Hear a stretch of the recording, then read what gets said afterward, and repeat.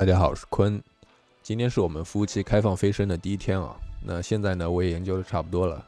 那今天要分享给大家的是，飞升的第一天你都要做些什么事，如何提升，如何操作，买什么材料，可以帮助你在刚飞升的时候最大化你的战力和进度，帮助你适应这些新内容，和别人拉开差距。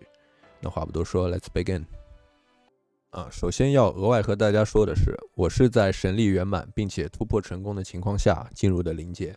然后第一时间渡劫达到破虚境界啊，那这是最理想的情况。那其实到化神的后期就可以飞升了也有很多在飞升开放后纠结要不要早飞升的同学。那这里我们聊聊早飞升和圆满后再飞升的区别啊。先聊聊早飞升的坏处如果你没有准备好渡劫就到破虚反虚草草上了灵界的话呢，人界的 NPC 们会消失包括给你蓝色丹药的仙人药桶并且在没达到破虚的情况下呢，即使你到了灵界，几乎所有灵界的新系统也不会解锁，所以会有一段空窗期，并且失去一些加快修炼进度的来源。整体呢，理应会让你虽然到了灵界，但是让你更慢的达到这个破虚的门槛。那早飞升的好处又是什么呢？一个是可以让你提早爬塔这里会有一个困魔镜。但是呢，你没有到破虚打一段就会很辛苦大家可以看到，这个81层就到了30亿另外一个呢是可以提早进入这个灵界的地图，刷6阶的素材和打灵界的世界 BOSS 但是你提早的飞升呢，你还需要在人界刷登仙台吧，不然你哪来的丹药和素材练到破虚呢？最后一点是我认为唯一有价值的就是你每天呢可以免费获得一次这个灵界的探宝，那它会有一些灵界的新的古堡让你来抽。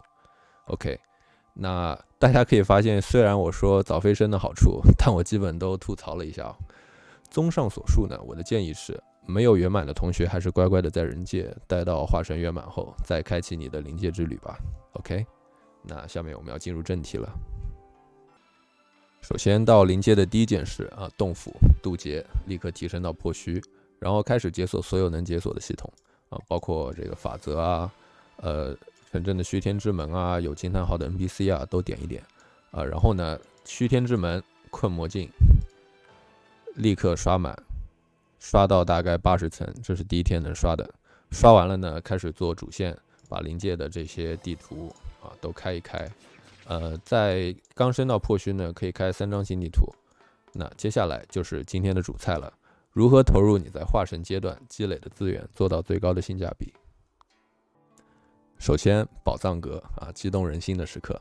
首先要确定你已经到破虚境界这和到不到灵界没有关系。你不要早飞升，然后以为宝箱内容已经换了，然后一开，那就超级尴尬这边为什么存呢？我频道有一个讲化神期的影片，如果是新手玩家，建议可以回去看一下那个影片那你可以先点一下这个宝箱可以确保这些山河图都是灵界的地图了你就可以放心的一次开，爽歪歪那我今天这边是没动，和大家一起见证一下这个时刻那 Let's go。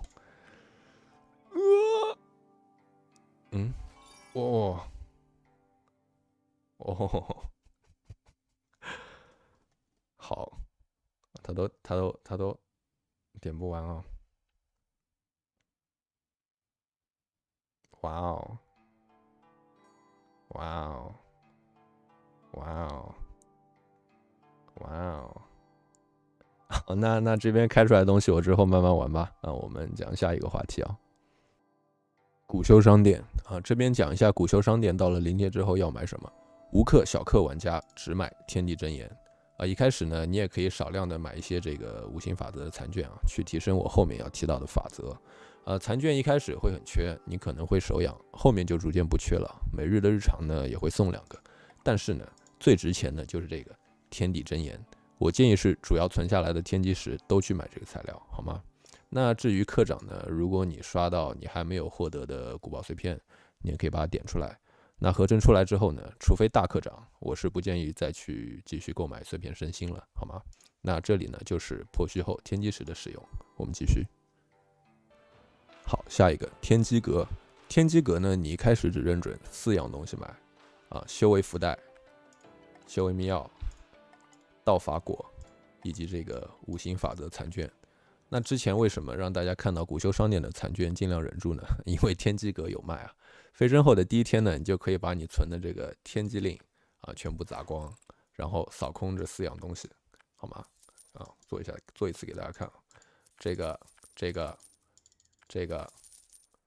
然后这个 ，OK 啊。那在天机阁最重要的一个商品啊，就是这个道法果了。它不会打折的，但是你就算其他什么都不买，你也要买这个道法果。它是针对法则的提升最重要的材料，也是帮助你在飞升后与别人拉开差距最重要的东西。那我们下面来讲法则。好，法则是什么呢？它有2个系统，一个是五行，你提高任何一边呢，它就会帮助你提高你的这个领悟速度，更快的获得这个道法点数这个东西，并且呢，每50层会有一个大的提升。大家可以看，一个是这个领悟倍率，一个是这个基础属性的趴数。领悟倍率什么意思呢？比如我在49层，领悟速度是5万每小时，当突破50层的时候呢，就会变成10万每小时。所以可以见得越早的达到这个倍率的门槛是多么的重要。好，那法则的第2个系统天地啊，天地是服务于什么呢？我们先来到这个临界的神通，看临界的神通啊，除了中间的这些基础技能啊，左右两侧的技能就是靠天地系统的提升来达到相应门槛，让你解锁的。好，那我们回到天地，它提升呢也是通过这个道法点数啊，并且在每一层的瓶颈呢，就是靠天地真言来突破了。那我之前说古修商店只买天地真言，为的就是服务这里的。好，那现在来教大家如何提升这个法则性价比最高啊。首先，当你一开始把金木水火土都提升到10层之后呢，你就可以开启这个法则的闭关。它每天有上限啊，靠这个道法果来帮助你瞬间的得到更多道法点数。那道法果有多重要，大家也应该明白了。这边要告诉大家一个小技巧，重中之重。为了最大化得到这个道法点数呢，正确的点击方式应该是点一下道法果啊，然后升级5行，然后呢，把你这个道法点数都用完，然后再点一下道法果，再把点数用完。为什么呢？因为你每一次升级5行，你左上角的这个领悟速度都会提升。那这样操作，你每次吃相同的道法果，获得的道法点数就会线性增加。啊，有些同学可能一开始解锁这个闭关就然后把剩下的时间都点完啊，然后出来升级啊，升不了多少级。因为一开始你的领悟速度还没提升上去，那后悔也来不及了。希望这点大家可以记住，好吗？好，那另外要说的是，大家在第一天有条件的情况下，尽量把多的5行升级到50级以上，去解锁这个领悟倍率乘以2，可以帮助你和他人拉开差距啊。如果没有办法全部到50呢，那尽量多的2个到50都是可以的。好，第3点，这个天地系统它虽然重要，但是建议大家在刚飞升的几天呢，先不要碰，因为它也要消耗道法点数。那在刚解锁这个系统的时候呢，你要做的应该是集中资源，投资在你的5行当中，让你更快的赚钱。当到后续5行的提升明显减慢后呢，你再开始花到这个天地去花钱，这个概念相信大家也会认同啊。